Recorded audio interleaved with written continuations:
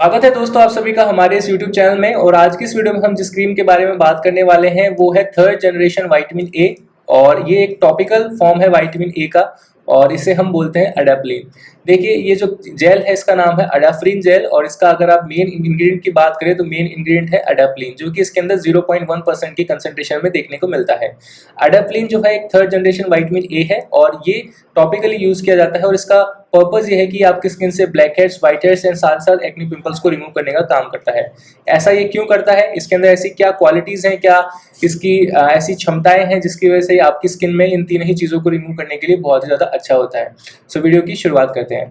तो सबसे पहले मैं आपको बताना चाहता हूं कि विटामिन ए के बहुत सारे टॉपिकल फॉर्म्स आते हैं जिससे हम रेटिनॉइड्स, रेटिनोइक एसिड ये सब बोलते हैं। तो जो क्रीम्स होती हैं वो रेटिनोइक एसिड की फॉर्म में मिलती है और ट्रेटिनोइन आपने नाम सुना होगा, रेटिनो ए, इस तरह की जो क्रीम्स हैं इनके अंदर ट्रेटिनोइन पाया जाता है। तो वो first generation of vitamin A है, लेकिन adapalene third generation of vitamin A है। और इसमें डिफरेंस ये है कि जो ट्रेटिनोइन है वो थोड़ा सा ओल्ड स्कूल है, लेकिन जो आप बात करें अडाप्लिन की वो एक न्यू एज वर्जन है ट्रेटिनोइन का ही। और इसमें खासियत ये है कि इसके साइड इफेक्ट्स बहुत ही कम होते हैं। अडाप्लिन एक बहुत ही ज़्यादा माइल्ड फॉर्मूला है, एक आप बोल सकते हैं एक रिफ्रेश फॉर्मूला है आप बात करें ट्रेटिनोइन के कंपैरिजन में, क्योंकि ट्रेटिनोइन आपकी स्किन को काफ़ी बार बहुत ज़्यादा ड्राई, सेंसिटिव बना देता है, फोटो सेंसिटिव बना देता है। लेकिन जो अडाप्लिन है वो बहुत ज़्यादा माइल्ड है, इसके यूजेस से आपको रेडनेस वगैरह की इशू नहीं होती है। तो ये बहुत ज़्यादा लाइट फॉर्मूला होने की वजह से ना तो ये रेडनेस कॉज करता है, ना ही इरिटेशन होती है और बहुत ही कम केसेस में पीलिंग वगैरह की समस्या होती है। अगर आपकी स्किन बहुत ज़्यादा ओवरली सेंसिटिव है तो मैं नहीं कह सकता कि आपको इरिटेट करेगा, अदरवाइज ये इरिटेट नहीं करता। ये it's a very very mild formula. ये आपकी स्किन से black heads, white heads and acne pimples को रिमूव करता है। वो इसलिए कर पाता है बिकॉज इसके अंदर ब्लीचिंग प्रॉपर्टीज होने के साथ साथ ये एक बहुत ही ज़्यादा अच्छा एंटी बैक्टीरियल फॉर्मूला है। तो जब आप इसे अपनी स्किन के ऊपर यूज करते हैं इसमें एंटी इन्फ्लेमेटरी प्रॉपर्टीज भी होती हैं, तो इन्फ्लेमेशन को भी खत्म करता है जो भी आपके एक्ने पिंपल्स पे होती है। एंटी बैक्टीरियल फॉर्मूला है तो जो भी बैक्टीरियल ग्रोथ होती है ये क्या करता है, जिसे बैक्टीरिया को आपकी स्किन के ऊपर जिंदा रहने के लिए प्रोटीन की जरूरत होती है और वो प्रोटीन कहाँ से आता है, उसके पास आपकी स्किन से आता है।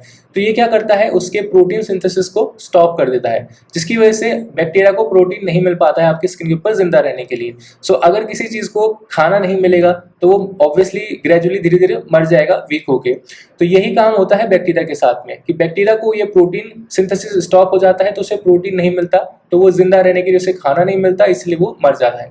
तो इस तरह से ये जो क्रीम्स है इस तरह से आपकी स्किन के ऊपर वर्क करती है। इस क्रीम को आपको सिर्फ दिन में एक बार इस्तेमाल करना है, रात को सोने से पहले। और अगर आप इसे सुबह इस्तेमाल करते हैं तो इसे आपको सैंडविच की तरह इस्तेमाल करना है। सैंडविच कैसे, खाने वाली सैंडविच नहीं।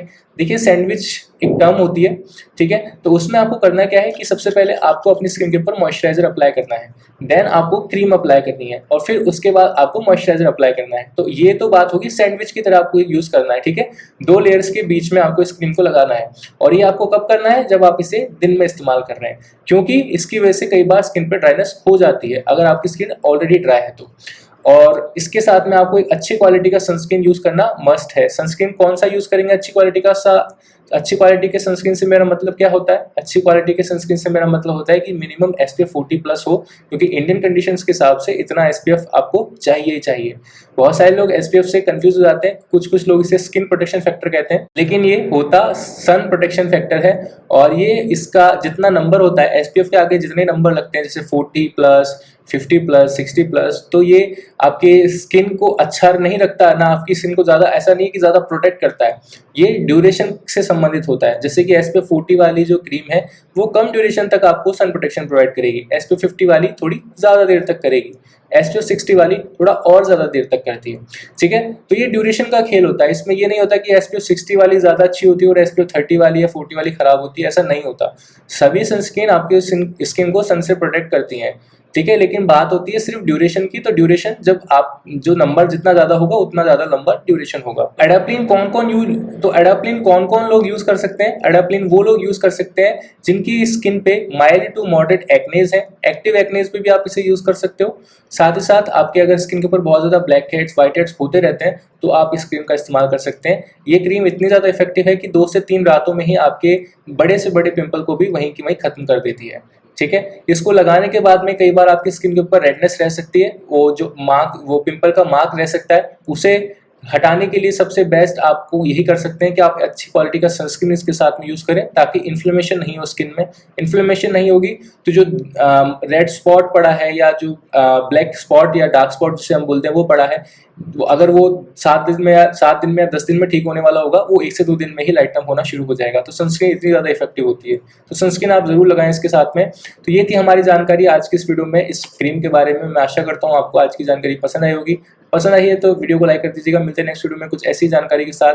तब तक के लिए आप सभी का दिन शुभ रहे।